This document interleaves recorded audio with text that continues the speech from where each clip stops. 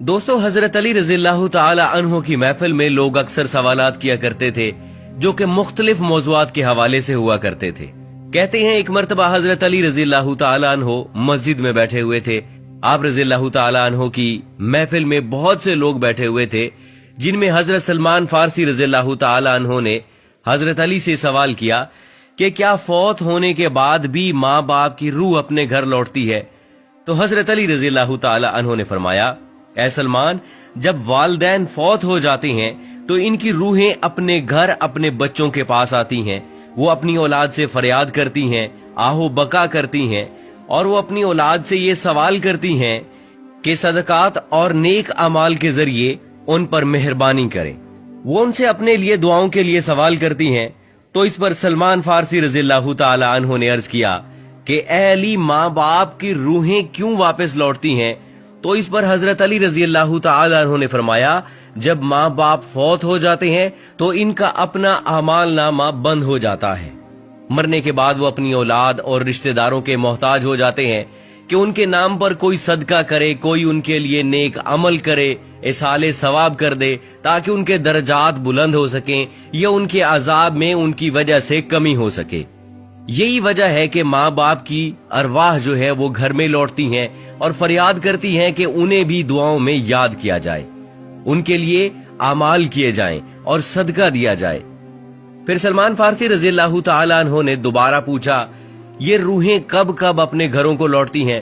تو حضرت علی رضی اللہ تعالی عنہ نے فرمایا کہ یہ روحیں ہفتے میں ایک دن اپنے گھروں کو لوٹتی ہیں، اور وہ دن جمعرات کا دن ہے، یعنی جمعے کی رات کو یہ روحیں اپنے گھروں میں آتی ہیں اور چیخ چیخ کر اپنوں کو پکارتی ہیں، لیکن جو لوگ زندہ ہیں وہ ان کی آواز نہیں سن سکتے، وہ اپنے دنیاوی کاموں میں مگن رہتے ہیں، لہٰذا یہ روحیں اسی طرح سے مایوس ہو کر لوٹ جاتی ہیں، سوائے ان کے جن کی اولاد نیکوکار ہو اور اپنے والدین کے لیے جو ہے وہ اعمال ہدیہ کرے اور ان کے لیے دعا کرے۔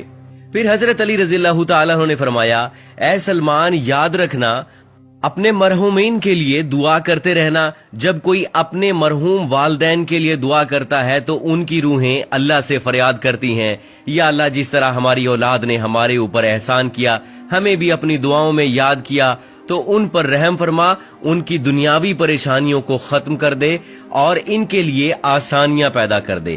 پیارے دوستو، یہ تھا حضرت علی رضی اللہ تعالی عنہ کا فرمان، جس سے واضح ہوتا ہے کہ روحیں ہر جمعرات کو اپنے گھروں میں واپس لوٹتی ہیں۔ یہاں پر آپ کو ایک دو روایات ایسی سناتے ہیں جن سے روحوں کی آزادانہ نقل و حرکت کے بارے میں واضح ہوتا ہے۔ حضرت سعد بن مسعب سے مروی ہے کہ حضرت سلمان فارسی اور عبداللہ بن سلام ایک دوسرے سے گلے ملے تو کہا کہ اگر تم مجھ سے پہلے انتقال کرو تو مجھے خبر دینا وہاں کیا پیش آیا۔ پوچھا گیا کہ زندہ مردے سے بھی آپس میں مل سکتا ہے؟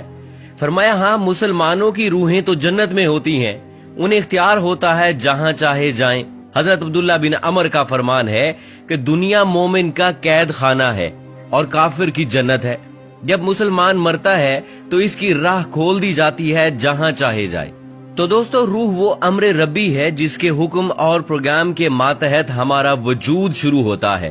قرآنی تعلیمات کی روشنی میں کہا جا سکتا ہے کہ روح کا مادہ نور ہے اور یہ نور توانائی کی ایک قسم ہے۔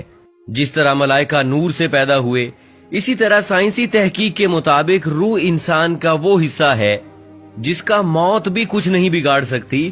روح اللہ تعالیٰ کے فیصلے کا نام ہے، اس سے زیادہ جانا نہیں جا سکتا۔ انسان کے پاس جو کچھ علم ہے وہ بہت ہی کم ہے، بلکہ دیا ہی نہیں گیا، جبکہ روح کو سمجھنے کے لیے زیادہ علم چاہیے جو مخلوق کی شان کے لائق نہیں ہے۔ دوستو، ماں باپ اپنی اولاد کے لیے خدا کے فضل و کرم کا ذریعہ ہے اور خدا کی رضا ان کی رضا میں ہے۔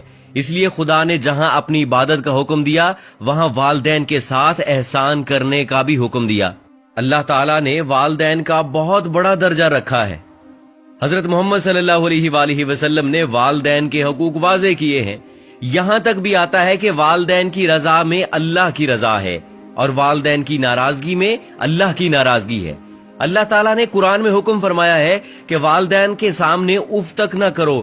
جہاں اللہ نے والدین کے ساتھ حسن و سلوک پر اجر رکھا ہے، وہاں پر ان کی نافرمانی پر عذاب بھی رکھا ہے۔ اور والدین میں والدہ کا درجہ اونچا رکھا ہے. زندگی کے اندر والدین کے ساتھ حسن و سلوک کی تعلیم ہے، اور مرنے کے بعد ہمارا مذہب ہمیں یہ درس دیتا ہے کہ والدین کے لیے ایصال ثواب کرتا رہے تاکہ ان کی کمی پیشی کو اللہ رب العزت صاف فرما دے اور ان کو بخش دے، اور ان کے درجات کو آپ کی دعاؤں اور نیک اعمال کی وجہ سے بلند فرماتا رہے. اللہ تعالیٰ سے دعا ہے کہ وہ ہمیں بھی والدین کی قدر کی توفیق عطا فرمائے اور مرنے کے بعد ان کے ایصال ثواب کے لیے دعاؤں اور نیک اعمال کا اہتمام کیا جائے.